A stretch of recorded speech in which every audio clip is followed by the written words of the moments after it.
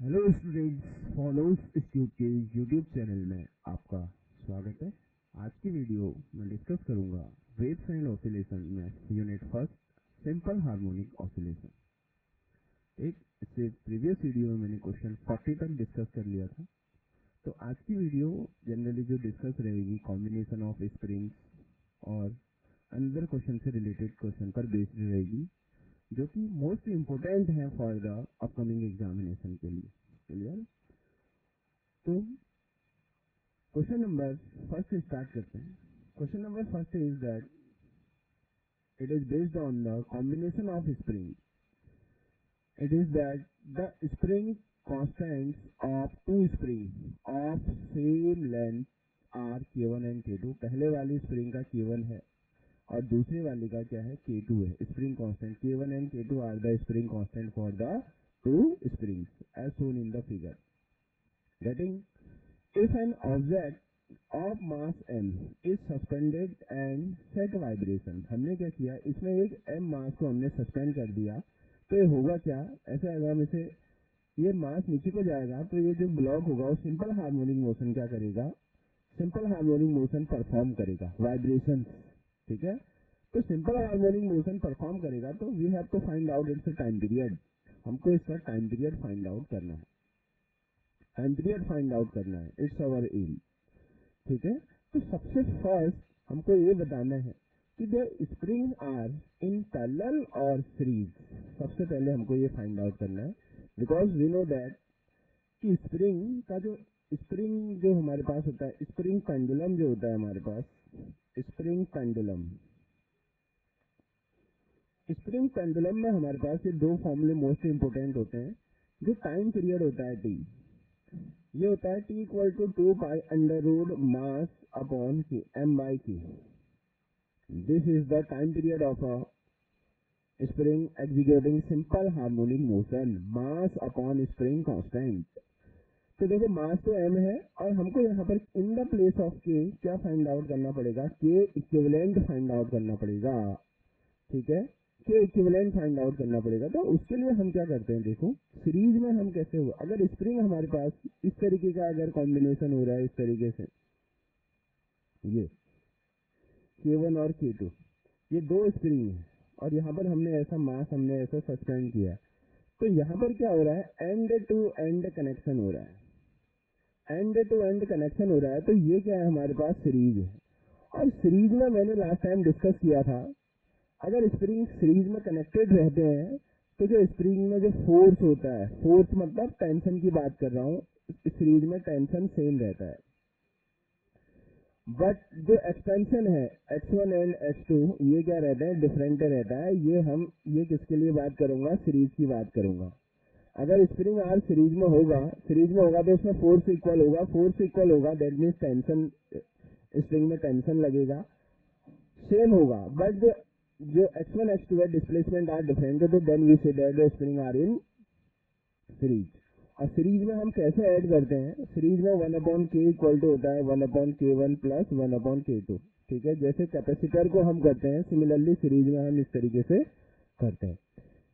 Clear? अब parallel में क्या होता है, पैरेलल में हाउ वी कनेक्ट, पैरेलल में होता क्या है, जैसे ये दो स्प्रिंग है, पैरेलल में हमारे पास क्या हुआ, पैरेलल में हमारे पास क्या होता है, ये सपोज दैट ये एक स्प्रिंग है और ये स्प्रिंग है और ये मास है। ठीक है, ये मास है, इसका K1 है और इसमें K2 है। ठीक है, तो ये जो दोनों स्प्रिंग्स हैं ये पैरेलल में है। पैरेलल में क्यों है, क्योंकि इसमें ये जो इसमें जो x है, ठीक है ना, जो x है वो सेम है। x सेम कैसे है, देखो अगर ये मास थोड़ा सा नीचे जाएगा तो स्प्रिंग भी उतनी नीचे डिस्प्लेस होंगी। अगर ये मास थोड़ा कंप्रेस होगा तो स्प्रिंग भी क्या होंगी, सेम मैनर में क्या होंगी, कंप्रेस होंगी। इसका मतलब अगर x सेम रहेगा, एक्स सेम रहेगा तो स्प्रिंग किसमें होंगी, पैरेलल में होंगी। स्प्रिंग किसमें होंगी, पैरेलल में होंगी। तो ये जो गिवन अरेंजमेंट है, ये गिवन अरेंजमेंट भी कुछ इसी तरीके का है। अगर मैं इसको थोड़ा सा नीचे डिस्प्लेस कर दूंगा तो पूरा सिस्टम नीचे आएगा, और थोड़ा सा ऊपर डिस्प्लेस करूँ तो उतना ही ऊपर भी जाएगा। तो then we can say that these two spring are parallel.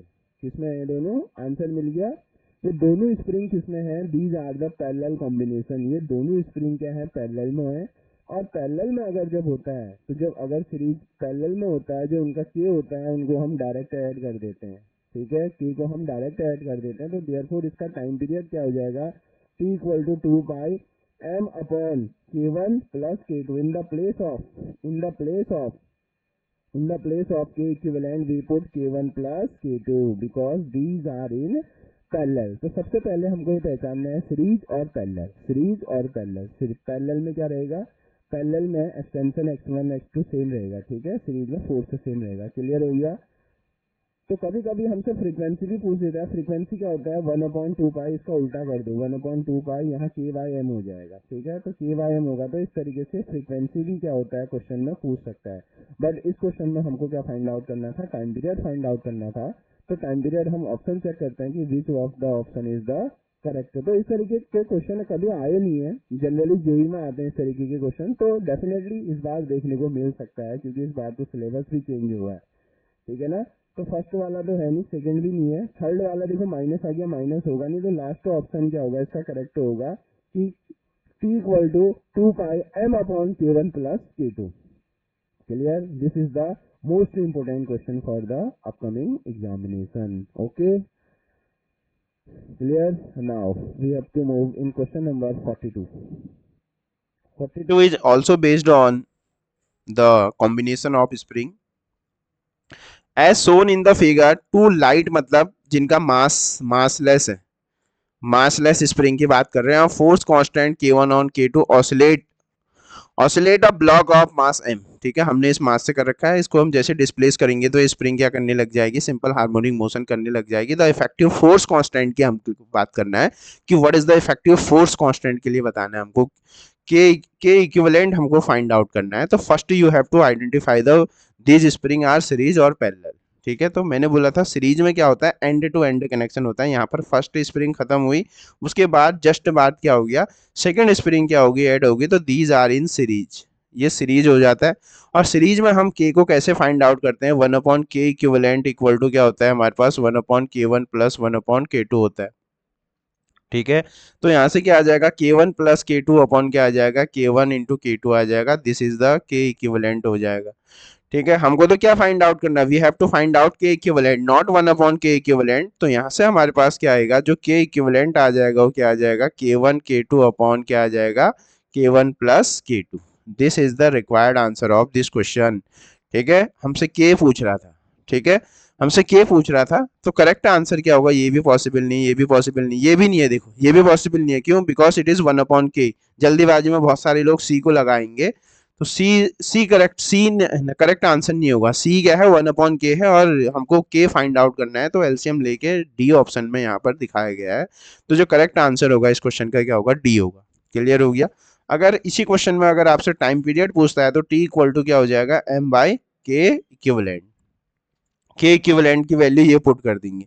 अगर फ्रीक्वेंसी पूछता है तो 1/2 पाई 1/t, और यहाँ से आ जाएगा के इक्विवेलेंट बाई एम, ठीक है। तो इस तरीके के क्वेश्चन अगर तुमसे बनते हैं तो डेफिनेटली आप क्या करेंगे, इन क्वेश्चंस को, इनमें इसका टाइम पीरियड और फ्रीक्वेंसी भी क्या कर सकते हैं, हम फाइंड आउट कर सकते हैं। क्लियर। तो फर्स्ट हमको क्या पता करना पड़ेगा कि ये स्प्रिंग सीरीज में है या पैरेलल में। उसके बाद हमारे पास एक ही फॉर्मूला होता है टाइम पीरियड का, T equal to 2 by M upon K equivalent, M upon K equivalent. Clear. तो this is also most effective और important question for the upcoming examination. Can you understand it, समझ में आया। तो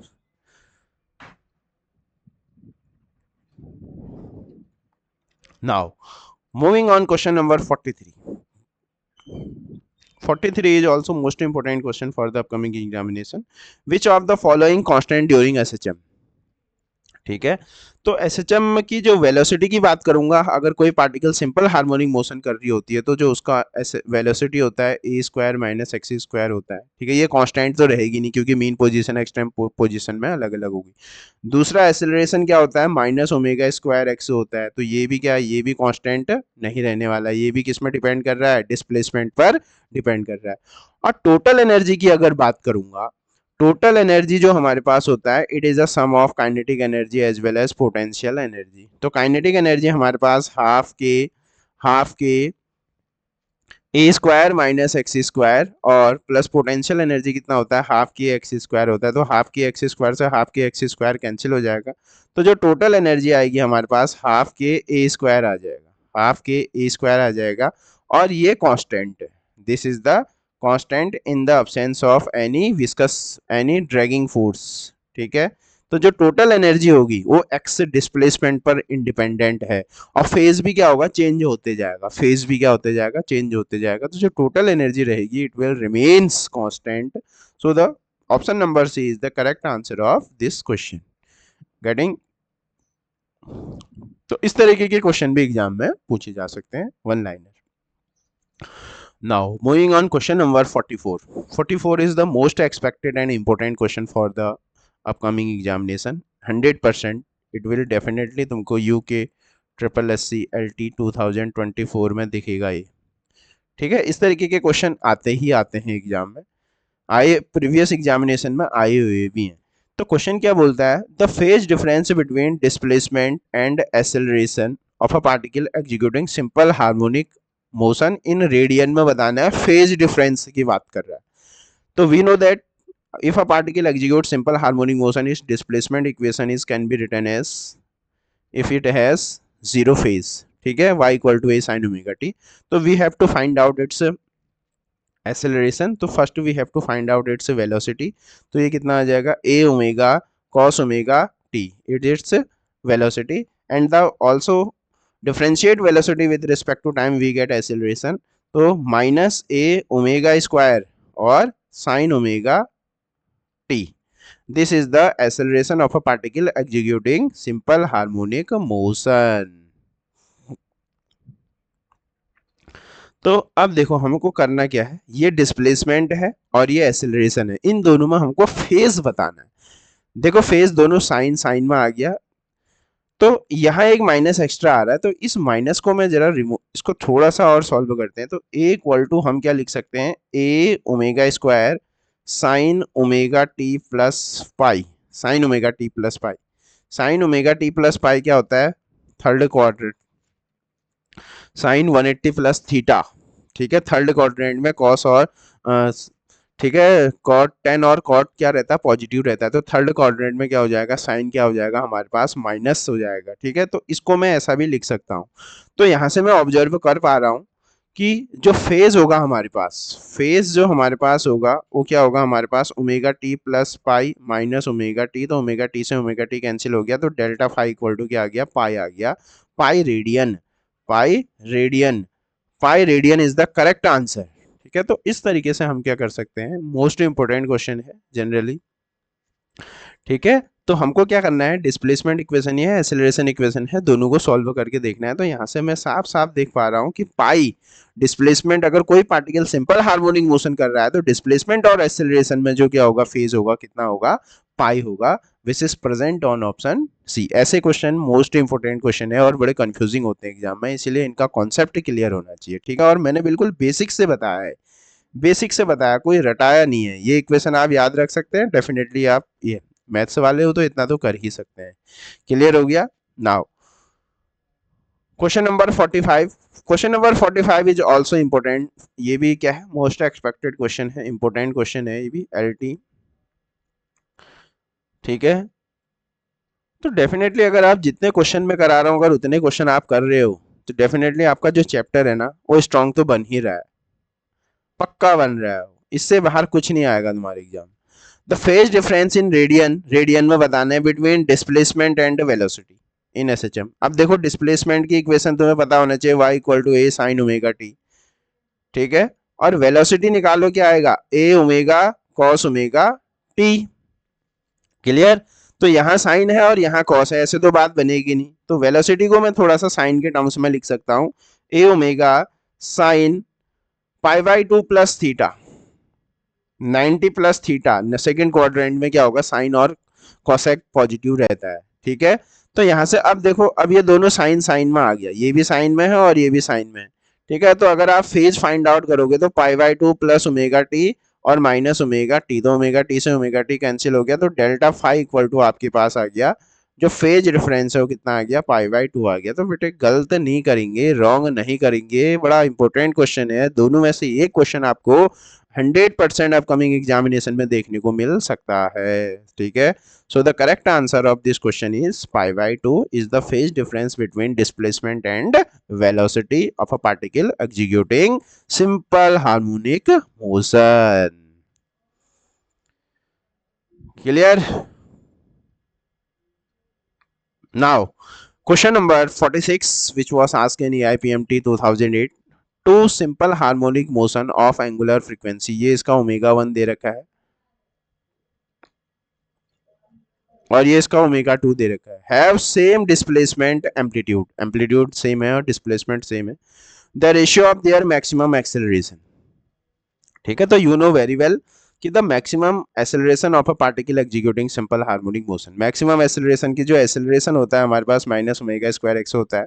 तो ए मैक्स की बात कर रहा हूँ, ए मैक्स की बात करूंगा तो ओमेगा स्क्वायर ए हो जाएगा, एक्स इक्वल टू क्या हो जाएगा, प्लस माइनस ए हो जाएगा। क्लियर है? अगर मैं इसका क्या ले, अब हमको क्या करना है, दोनों के लिए इसको लिखना है। तो ए मैक्स 100 रेडियन पर सेकेंड अपॉन ए मैक्स 1000 रेडियन पर सेकेंड के लिए अगर हम इसको लिखना है तो ये तो कैंसिल हो जाएगा, सेम है, माइनस भी कैंसिल हो जाएगा, ओमेगा स्क्वायर करना है तो ये 100 है अपॉन ये 1000 है इसका, ये होल स्क्वायर हो जाएगा, 1 2 1 2, ठीक है। तो यहाँ से हमारे पास क्या आएगा, 1/10 इसका होल स्क्वायर आ जाएगा। तो इसका मतलब 1/10 की पावर 2 आ जाएगा।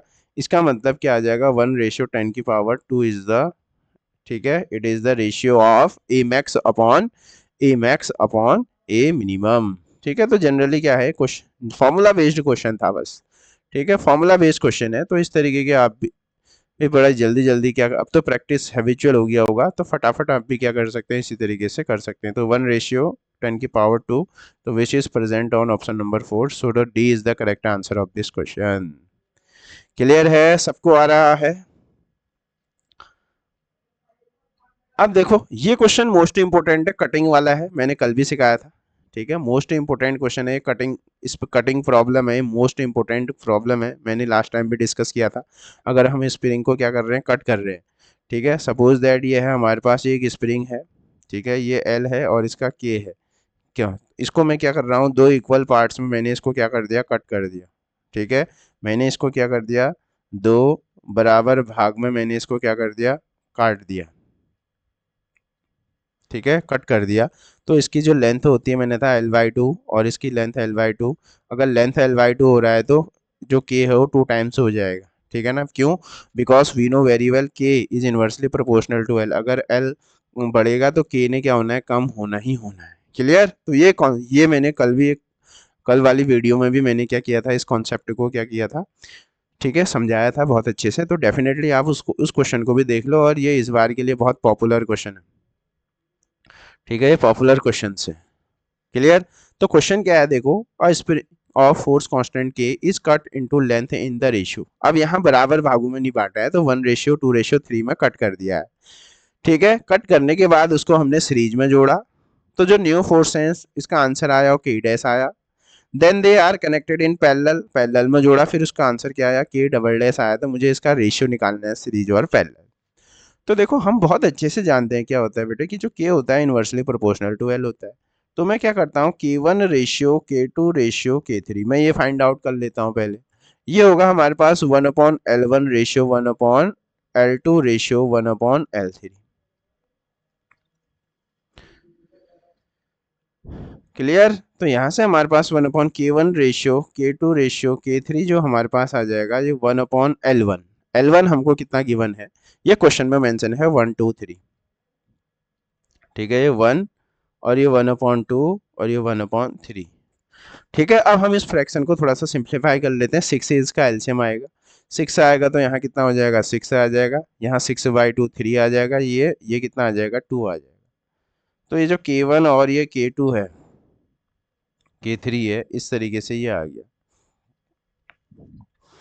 जब हम इनको सीरीज में जोड़ते हैं, ठीक है, तो जब हम इन सीरीज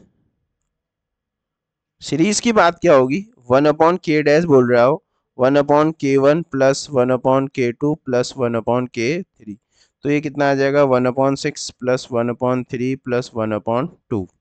तो 6 से इसका,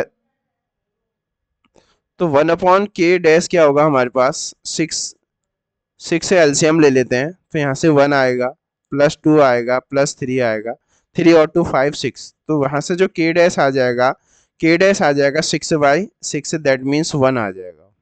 कितना आ जाएगा, 1 आ जाएगा। ठीक है, k डैश कितना आ जाएगा, 1 आ जाएगा।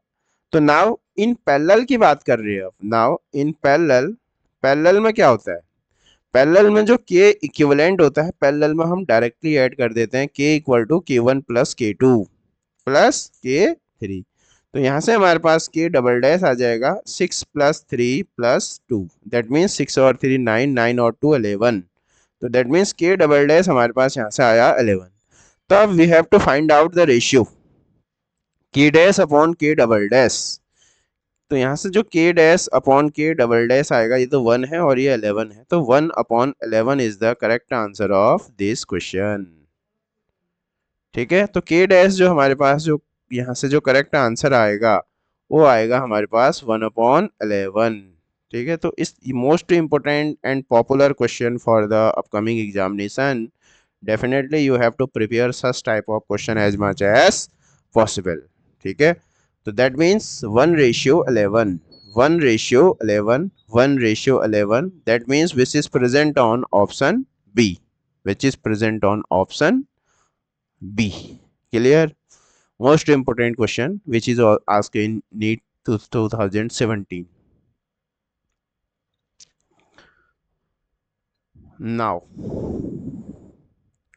question number 48 is that two particles A and B of equal masses are suspended from two massless spring K1 and K2. इस तरीके से है,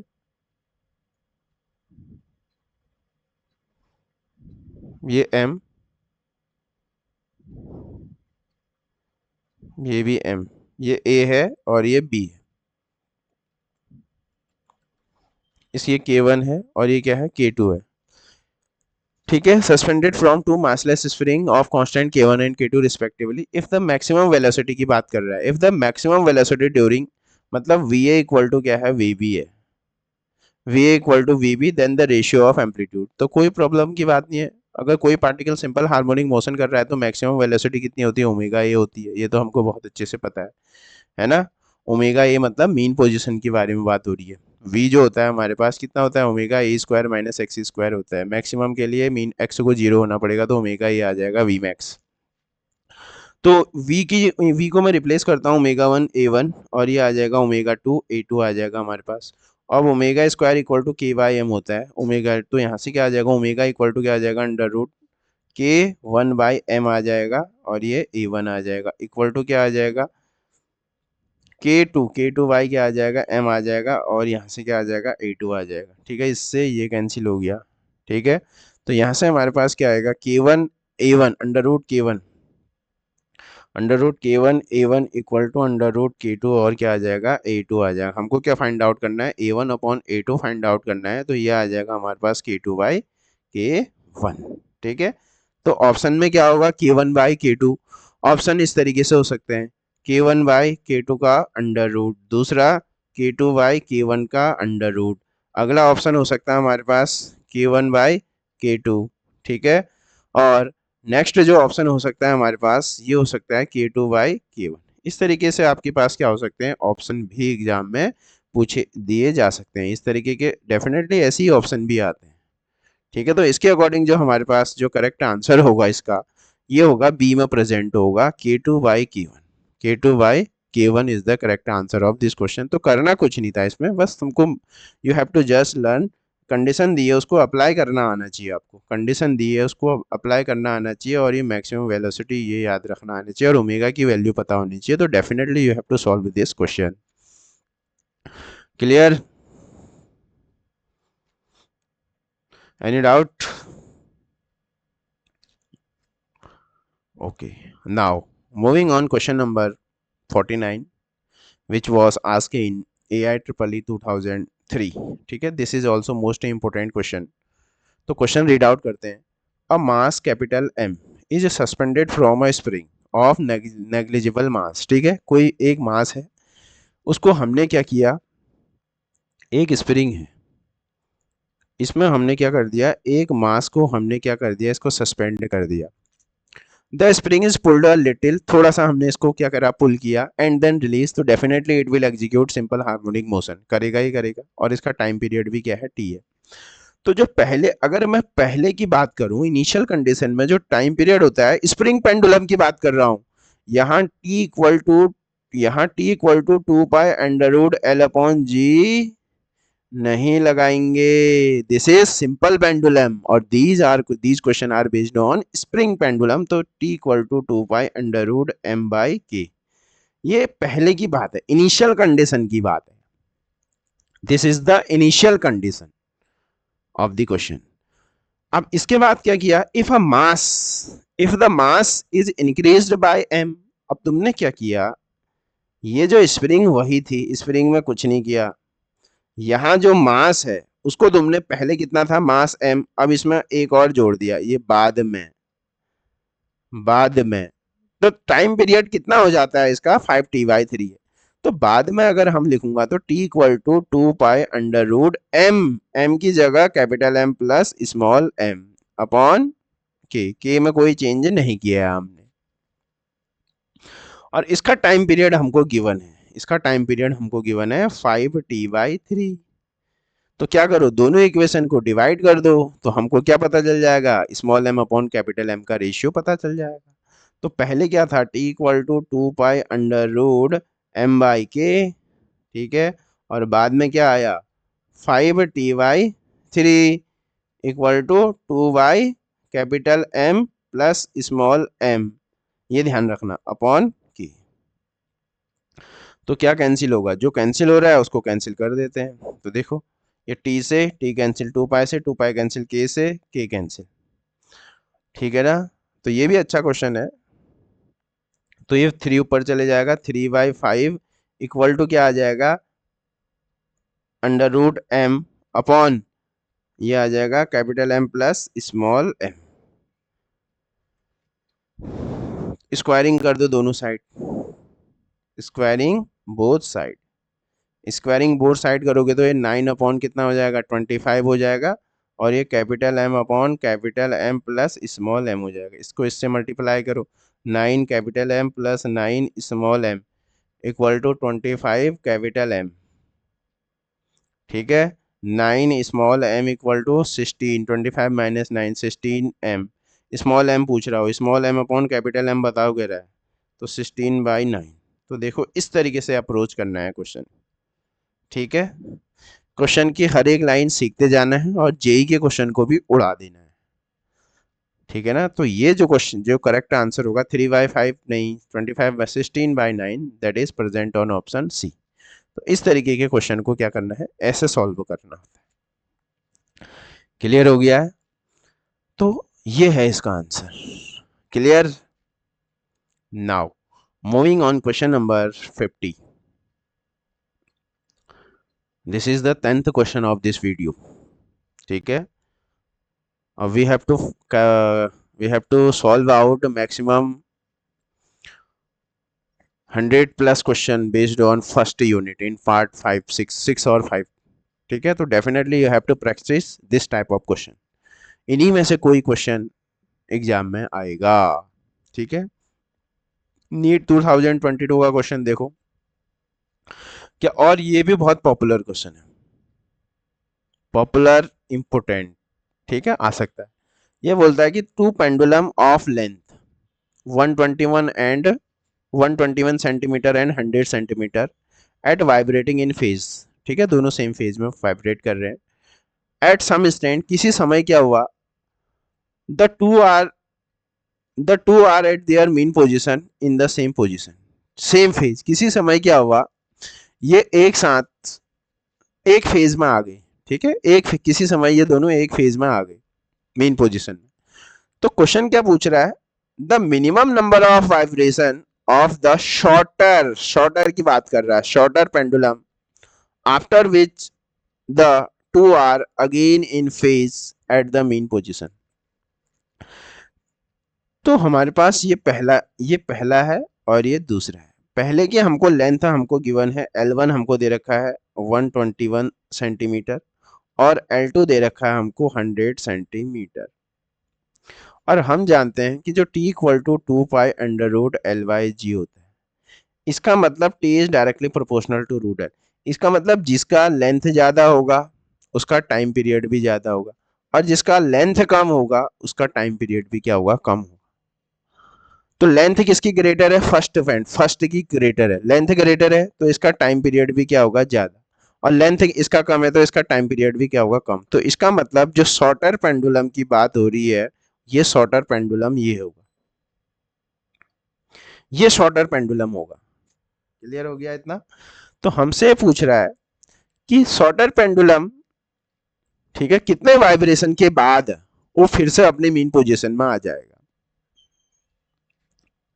ठीक है, तो देखो इस क्वेश्चन के लिए इसको इस तरीके से समझते हैं। सपोज दैट ये मेरे पास कोई ग्राउंड है, यहां से स्टार्टिंग हुआ, यहां से कोई दो लोग हैं, ये ए है और ये बी है, ये दोनों ने भागना स्टार्ट किया इस पॉइंट से ए पॉइंट। तो ये क्या होगा, ये इस तरीके से क्या करेगा, ये सर्कल लगाएगा और ये फटाफट। तो कहने का मतलब है कि ये जब ये तो ये क्या भागेगा, ये तो तेज भाग रहा होगा और ये क्या भाग रहा होगा, स्लो भाग रहा होगा। तो क्वेश्चन क्या है, क्या ये दोनों किसी पॉइंट पर मिलेंगे, ये दोनों कितने कितने रिवॉल्यूशन के बाद इस ए पॉइंट पर दोबारा मिलेंगे। क्योंकि जो ये वाला है ये तो तेज भाग रहा है, तो इसने सपोज दैट 5 राउंड लगा लिए और इसने कितने लगाए, 4 राउंड लगा लिए। तो जब ये जो तेज वाला है अगर ये 5 राउंड लगा रहा है और ये जो स्लोअर है 4 राउंड लगा रहा है, तो definitely they will reach again at point A. समझ पा रहे हो मैं क्या कह रहा हूँ?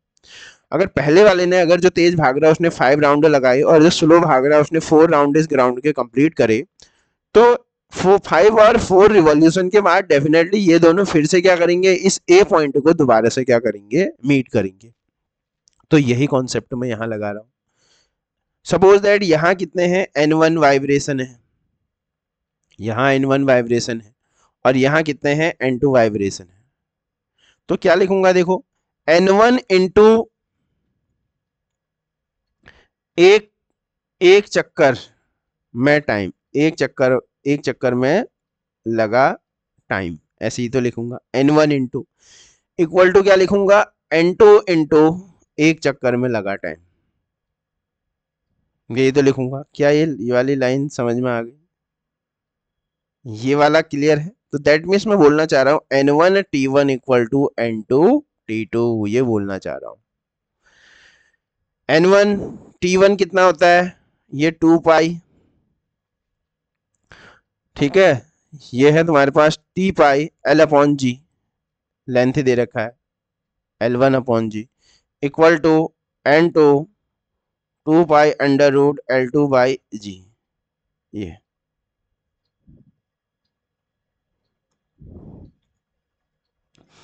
क्लियर? अब तो सॉल्व करना है, पर ये बहुत अच्छा, बहुत पॉपुलर क्वेश्चन है आजकल। इस तरीके के क्वेश्चन मोस्ट इंपोर्टेंट हैं, एग्जाम में बहुत ज़्यादा बार पूछे जा रहे हैं इस तरीके के क्वेश्चंस। ठीक है, तो ये 2 पाई से 2 पाई गया, जी से जी गया, तो N1 under root L1 equal to N2 under root L2। N1 under root L1 हमको कितना दे रखा है, 121 सेंटीमीटर, N2 कितना दे रखा है, 100 सेंटीमीटर, सेंटीमीटर से सेंटीमीटर भी गया। ठीक है, L1 कितना दिया है, 121 और L2 100, बिल्कुल ठीक है। तो ये हमारे पास क्या आ जाएगा, N1 इंटू 11 और N2 इंटू 10 आ जाएगा। हमको क्या फाइंड आउट करना है, शॉर्टर है, जल्दीबाजी में गलत नहीं करेंगे क्वेश्चन को। N1 अपॉन N2 निकाल लेते हैं, N1 अपॉन N2 कितना आ जाएगा, 10/11 आ जाएगा। तो कुछ भी पूछ सकता है। अब क्वेश्चन में हमसे क्या पूछा गया है, क्वेश्चन में हमसे पूछा गया है कि शॉर्टर पेंडुलम की बात कर रहा है। शॉर्टर पेंडुलम मतलब जिसकी लेंथ कम होगी, लेंथ कम होगी तो उसका टाइम पीरियड भी कम होगा। तो शॉर्टर वाला कौन सा है, बी वाला है। बी वाले में कितने ऑसिलेशन है, N2, तो हमको N2 फाइंड आउट करना है। और ऑप्शन में दोनों होगा जो तुम्हारे आंसर आ रहा है, ऑप्शन में 10 भी होगा और 11 भी होगा, पर हमको क्या फाइंड आउट करना है, शॉर्टर। तो N2 क्या है हमारे पास, शॉर्टर है। शॉर्टर है तो क्या हो जाएगा, शॉर्टर के लिए कितने वाइब्रेशन हो जाएगा, N2 इक्वल टू 11 हो जाएगा। N2 इक्वल टू क्या हो जाएगा, 11। ठीक है, और 10 भी ऑप्शन में होगा। ठीक है, बट हमारे पास ये 10 और 11 दोनों ऑप्शन में है।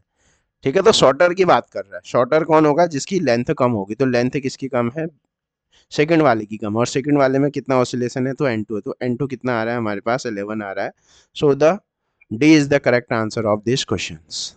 ठीक है, तो डेफिनेटली इस तरीके के क्वेश्चन भी एग्जाम में है। और ये जो लास्ट 50th क्वेश्चन कराया है, ये तो मोस्ट इंपोर्टेंट क्वेश्चन है एग्जाम में। ठीक है, अगर ये समझ में आया तो क्लियर का सी टाइप कर दो एग्जाम में, कमेंट बॉक्स में क्लियर का सी टाइप कर देंगे। क्लियर। तो इसी तरीके का हमारे पास एक और क्वेश्चन इसी से रिलेटेड एक होमवर्क भी दे देता हूँ। तो यही सेम क्वेश्चन का जो लैंग्वेज है वो भी सेम है। तो क्वेश्चन का अगर मैं थोड़ा सा डेटा चेंज कर देता हूँ, टू पेंडुलम ऑफ लेंथ, अगर हमारे पास सीधे सीधे हमको यहाँ पर टाइम पीरियड दे रखा है। ठीक है, टाइम पीरियड अगर हमको गिवन है t एंड 5t/4 ऐसा। अब यहाँ टाइम पीरियड दे रखा है, दो पेंडुलम है जिसका टाइम, एक का टाइम पीरियड t है और दूसरे का 5t/4 है, vibrating in the same phase, बाकी सेम है। वो बोलना है कि फिर से शॉर्टर वाले के लिए ही फाइंड आउट करना है, बाकी सब कुछ सेम है, तो हमको शॉर्टर वाले की बात करना है। शॉर्टर पेंडुलम कितने समय बाद फिर से मीन पोजीशन में दोबारा सा मिलेगा, इसका आंसर आपको क्या करेंगे, कमेंट बॉक्स में इसको आंसर कमेंट करें। और जो छोड़ोगे वही क्वेश्चन में आ जाएगा, इतना भी ध्यान रखना है। ठीक है, क्लियर। तो these 10 question in this video covers 10 important question, 41 to 50 questions. So these are most important question for the waves of oscillation of unit first. ठीक है, तो यूनिट फर्स्ट मैंने कंप्लीटली हर एक टॉपिक उसमें, हर हर एक टॉपिक से जितने भी expected previous year upcoming exams के लिए मोस्ट इंपोर्टेंट क्वेश्चन हो सकते हैं, इन सब पार्ट 6 तक मैंने इन सब कवर कर चुका हूँ मैं इसमें। तो डेफिनेटली आप क्या करेंगे, इन क्वेश्चंस को, ठीक है, सॉल्व करेंगे। इतना अगर आप कर लेते हैं तो डेफिनेटली और कुछ करने की तैयारी नहीं है आप। ठीक है, और ये जो सीरीज है कैसा आपको लग रहा है, आपकी प्रिपरेशन के लिए कितनी हेल्पफुल हो रही है, डेफिनेटली जम के कमेंट बॉक्स में क्या किए, रिस्पॉन्स दे दिया करना। ठीक है, इससे क्या होता है कि एक मोटिवेशन मिलता है कि मुझे ये जो मैं कर रहा हूँ, ठीक है, वो सही है। ठीक है, उससे क्या हो रहा है, स्टूडेंट्स को प्रॉफिट हो रहा है। ठीक है, क्योंकि देखो ऐसा पीडीएफ बना रहा है, ऐसा यूट्यूब में कोई भी प्रोवाइड नहीं कर रहा होगा जिस तरीके से प्रॉपर पीडीएफ बना के मैं क्वेश्चन सॉल्व करा रहा हूँ, और सारे प्रीवियस ईयर एग्जाम को कलेक्ट करके क्वेश्चन को यहाँ पर क्या कर रहा हूँ, सॉल्व करा रहा हूँ। क्योंकि it is a time taking process, search करना होता है कि इस चैप्टर से रिलेटेड क्वेश्चन टॉपिक से कौन कौन से एग्जाम में आए हैं, फिर जाके क्या करना पड़ता है, उसको बनाना पड़ता है, फिर उसमें भी जो मोस्ट एक्सपेक्टेड क्वेश्चन है उन्हीं को क्या करते हैं, इस वीडियो में रखना होता है। ठीक है ना, तो definitely it will be a time taking process. ठीक है, तो सब कुछ क्या है आपसे ही रिलेटेड है, जितना हो सके आप शेयर कर दो इस वीडियो को। ठीक है, थैंक यू।